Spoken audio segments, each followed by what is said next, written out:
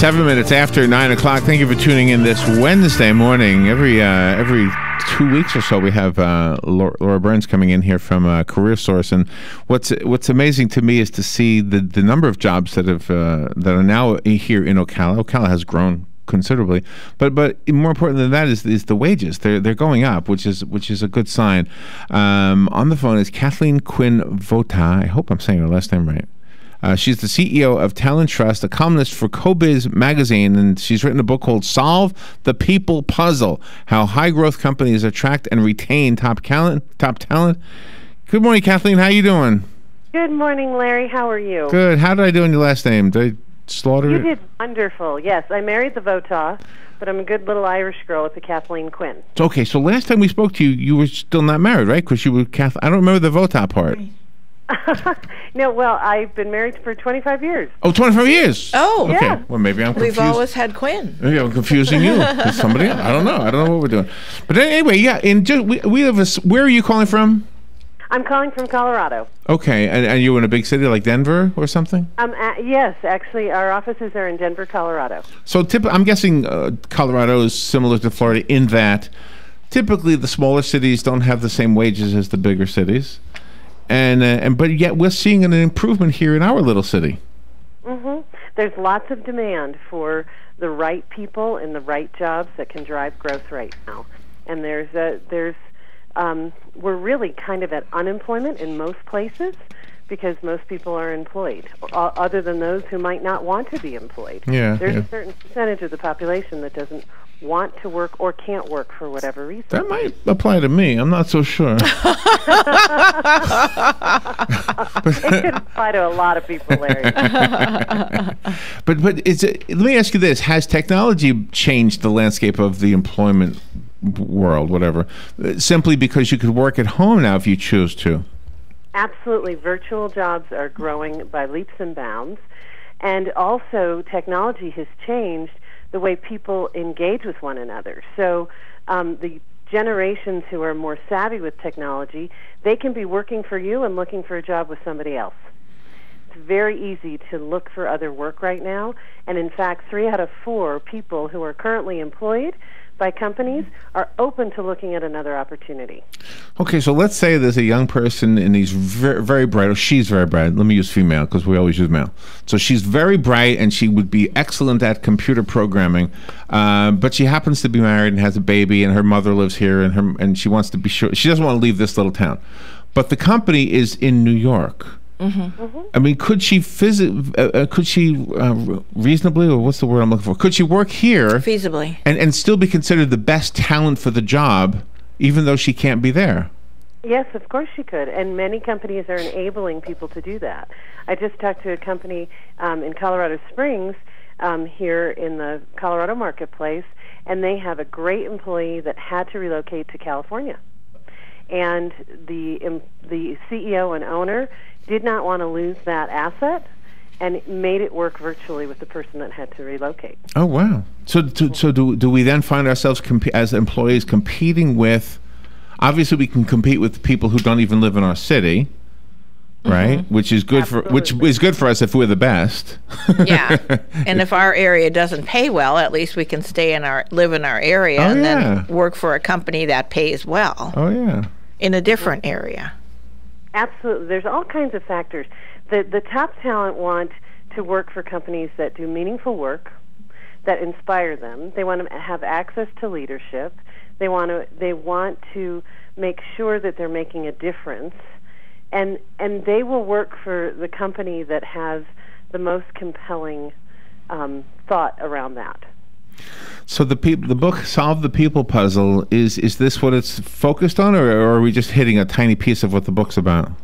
Well, the book's about finding, keeping, and growing great people. I mean, the book is really written for CEOs of high-growth companies to help them do just that. There's tools and stories and techniques on how to make sure that they have the best and brightest to drive growth for their company. So this book will help the employers, if it's a smaller kind of a company. This book should give insight as to how to hire top talent to make the company grow into a bigger entity. Absolutely, absolutely, Robin. And one of the key points of the book is recruitment is a sales process. And you always have to be cultivating for great people if you're going to win and grow in your industry. It's not 2008 and 2009 anymore. People have a lot of choice. Employees have a lot of choice. As I stated earlier, 3 out of 4 who are currently employed are open to looking for an opportunity. Then you have your open positions. So recruitment truly is a sales process. Just like companies focus on customer attraction, they really need to put a plan and strategy in place on cultivating their pipeline for their employees now. Okay, so this is to help the employer find the best employees. Absolutely. It's also how to help engage the employees so they stay. So all of our work, all of Talent Trust's work, is about finding, keeping, and growing great people so you can grow your company. So one of the things I've heard as a complaint from people who do work at home is the lack of the social environment, the lack of the culture of the company, because they're basically in one room that they've converted into an office. You know, and then they get up and shower next door. Yeah. Or they don't shower. Or they don't shower, right? Or like some of the publicists that we work with, who helped you? Rich. Oh, Rich did. No, Rich actually works in an office. But some of the publicists work at their homes, and they're taking care of their children while they're booking guests on radio shows. Sure, absolutely. And work from home or virtual work is not for everyone. If you need that social component where you're with somebody every day to motivate you, then virtual work is not for you. Yeah, right. Employees have to know thyself. Can they self-motivate? Can they get up every morning and take the shower and do the hair and get ready and get everything out of their way and focus on their work? They have to know if they can do that. Conversely, employers need to know if they can trust their employees to work virtually. One of the companies that we've worked with, they have a very large sales force, and they were looking for new offices in order to house the hundreds of employees they had, and they were growing. I asked the CFO why they didn't just let their sales force work virtually, and his response to me was, "I don't trust them." So, employers need to trust that their employees will do the work if they set up a virtual situation. So absolutely. It's a two-way street. Yeah, absolutely. And so let's take a little break. And when we come back, I want to ask you this, because Robert and I have been in the music business as well as radio. And in music, even in radio, you use talent agents sometimes, or agencies like that. And it sounds like that may be what Talent Trust is, but for the rest of the world and the rest of the workforce, right? Not just entertainers. So when we come back, I want to kind of swap notes and see if it's similar. So let's take a little break. What button do I push? This one. We'll be right back. This is The Source, WOCA Ocala.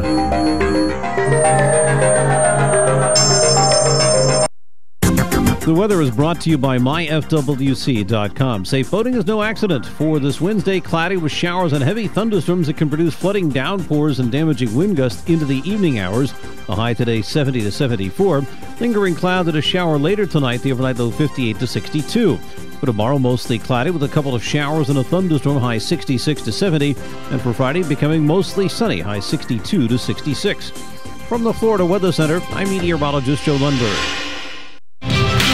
This is Kendall Carpenter, Director of Operations with Golden Ocala Golf and Equestrian Club. I am proud to announce we will be hosting the Coates Golf Championship, presented by R&L Carriers, here the first week of February. This championship will feature the world's best LPGA players, including world number 1 Lydia Ko. Come and experience women's professional golf at its finest. The championship week starts February 1st and ends with the final round on February 6th. Join me to see the very best in golf at Golden Ocala Golf and Equestrian Club. At Ameris Bank, we understand that there is no purchase more exciting than the purchase of a new home. We are dedicated to helping you find the mortgage that meets your needs and giving you the personal attention you deserve. Our mortgage options offer a variety of benefits, including up to 100% financing, down payment assistance, and expansive credit qualifications, all with the competitive rates and exceptional service. Call Ameris Bank today or visit amerisbank.com to learn more. We look forward to serving you. Ameris Bank is an equal housing lender and member of FDIC, all loans subject to credit approval. The Women's Veterans Health Fair will be happening on Saturday, February 20th from 10 a.m. until 2 p.m. at the Ocala VA Clinic at the Cascades Office Complex at 1515 East Silver Springs Boulevard right here in Ocala. The Women's Veterans Health Fair. Don't miss it. If you'd like more information, give a call to 352-369-3320. That's 369-3320 for the Women's Veterans Health Fair at the Ocala VA Clinic in the Cascades, February 20th from 10 a.m. till 2 p.m.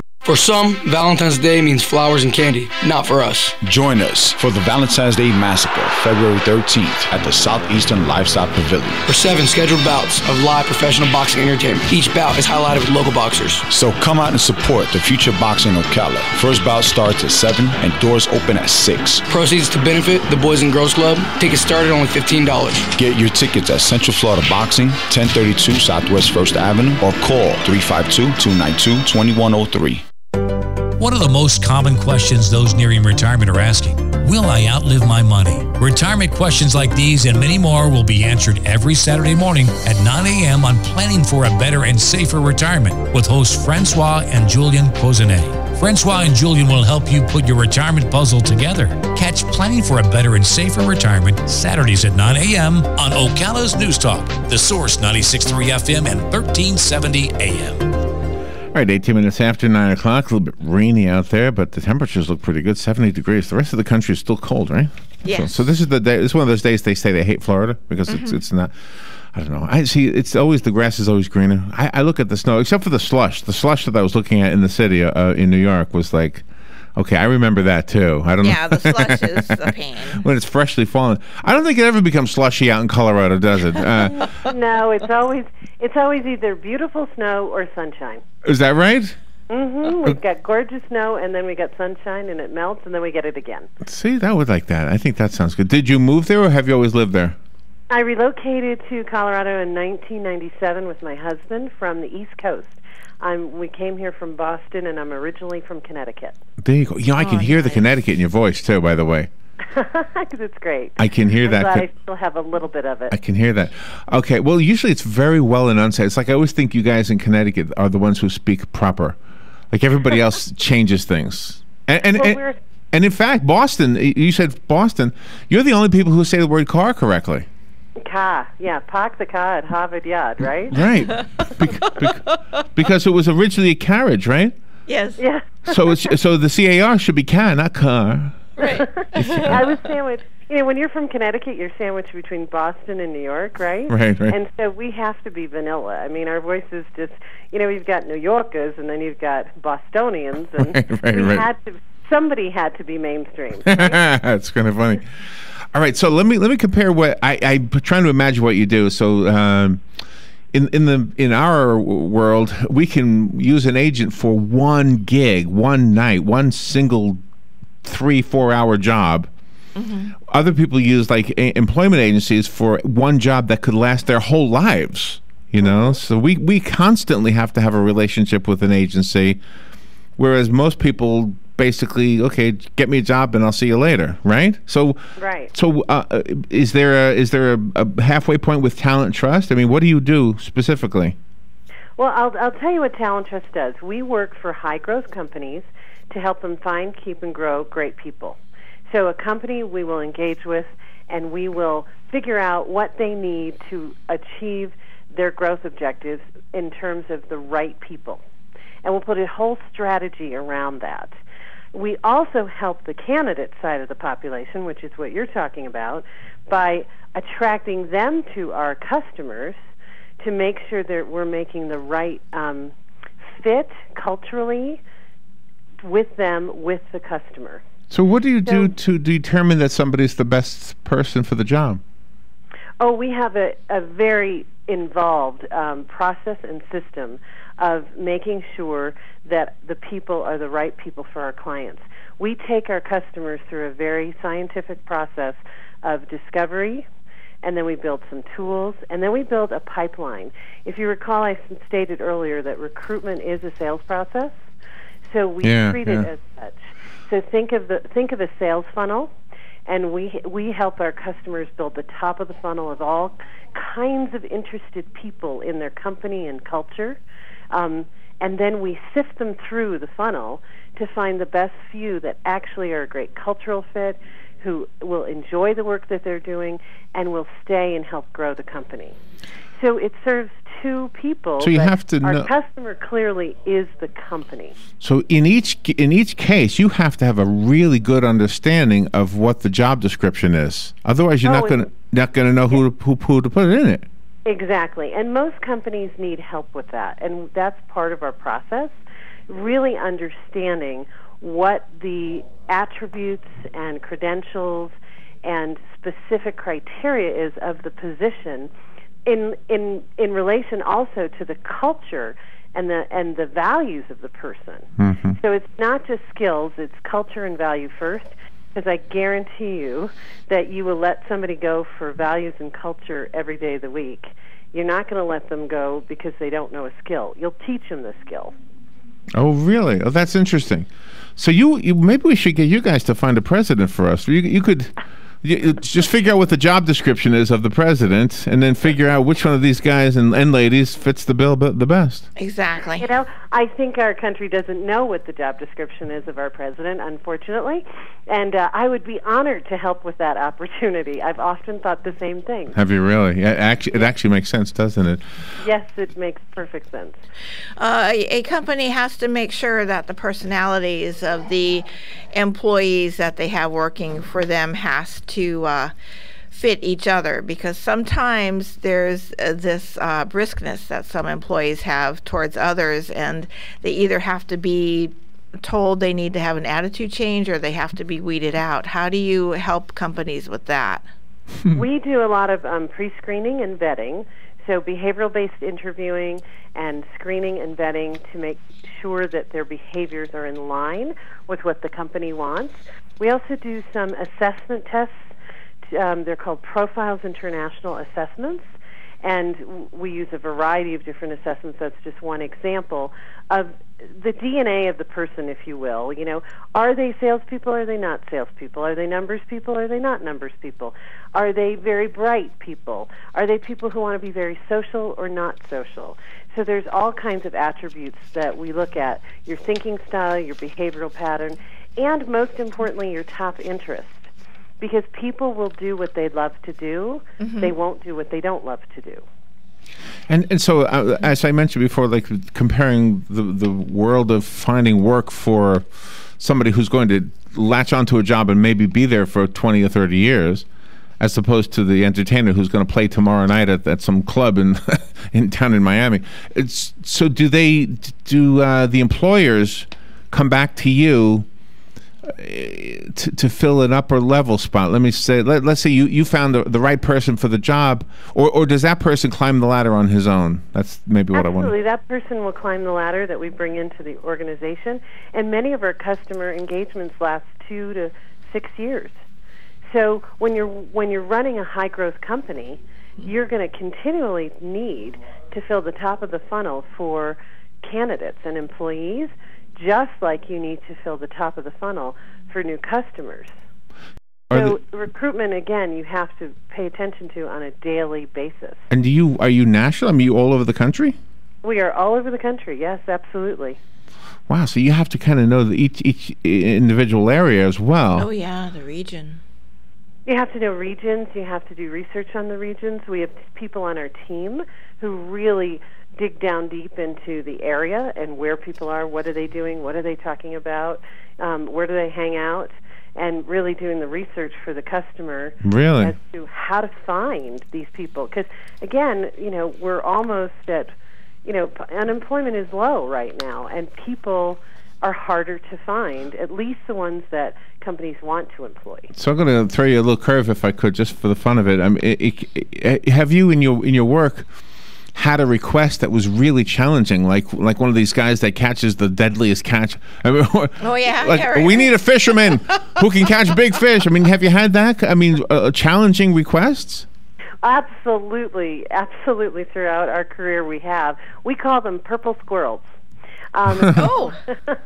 So tell me one. I want to hear one. So, oh gosh, we've worked with companies all over the country, and sometimes they come to us with position requirements that I want a salesperson, but who's also an engineer. So putting those two types of things together are really difficult, right? Very difficult. Yeah, that's two separate personalities there. Right, and then we had actually in your state, we worked with a person who has a very small company, but had a very unique position. This woman is a very renowned speaker, and she travels between Florida and Chicago.